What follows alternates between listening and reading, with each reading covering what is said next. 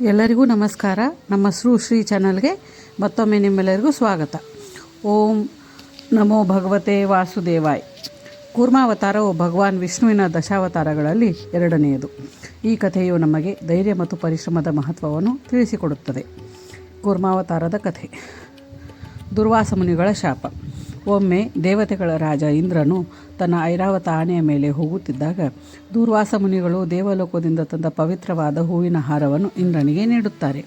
ಇಂದ್ರನು ಅದನ್ನು ಅಹಂಕಾರದಿಂದ ಆನೆಯ ಸೊಂಡಿಲ ಮೇಲೆ ಇಡುತ್ತಾನೆ. ಆನೆ ಆ ಹಾರವನ್ನು ಕಾಲಿನಿಂದ ತುಳಿಯುತ್ತದೆ. ಇದರಿಂದ ಕೋಪಗೊಂಡ ದೂರ್ವಾಸ ಮುನಿಗಳು ದೇವತೆಗಳೆಲ್ಲರೂ ತಮ್ಮ ಶಕ್ತಿ ಮತ್ತು ಐಶ್ವರ್ಯವನ್ನು ಕಳೆದುಕೊಂಡು ಶ್ರೀಹೀನರಾಗಲಿ ಎಂದು ಶಾಪ ನೀಡುತ್ತಾರೆ. ಅಸುರರ ಉಪಟಳ ಮತ್ತು ವಿಷ್ಣುವಿನ ಸಲಹೆ. ಶಾಪದ ಪ್ರಭಾವದಿಂದ ದೇವತೆಗಳು ಶಕ್ತಿ ಕಳೆದುಕೊಳ್ಳುತ್ತಾರೆ. ಇದನ್ನು ಬಳಸಿಕೊಂಡ ಅಸುರರು ದೇವತೆಗಳ ಮೇಲೆ ದಾಳಿ ಮಾಡುತ್ತಾರೆ.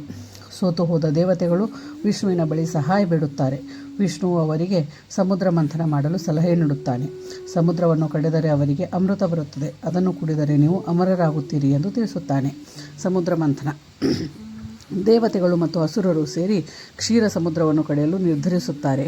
ಮಂದರ ಪರ್ವತವನ್ನು ಕಡಿಯುವ ಕೋಲನ್ನಾಗಿ ಮತ್ತು ವಾಸುಕಿ ಸರ್ಪವನ್ನು ಹಗ್ಗವನ್ನಾಗಿ ಬಳಸುತ್ತಾರೆ. ಆದರೆ ಮಂಥನ ಶುರು ಮಾಡಿದ ತಕ್ಷಣ ಮಂದರ ಪರ್ವತವು ಭಾರ ತಾಳಲಾರದೆ ಸಮುದ್ರದ ಆಳಕ್ಕೆ ಕುಸಿಯತೊಡಗುತ್ತದೆ. ಕೂರ್ಮಾವತಾರ. ಆಗ ಭಗವಾನ್ ವಿಷ್ಣುವು ಒಂದು ಬೃಹತ್ ಆಮೆಯ ರೂಪವನ್ನು ತಾಳುತ್ತಾನೆ.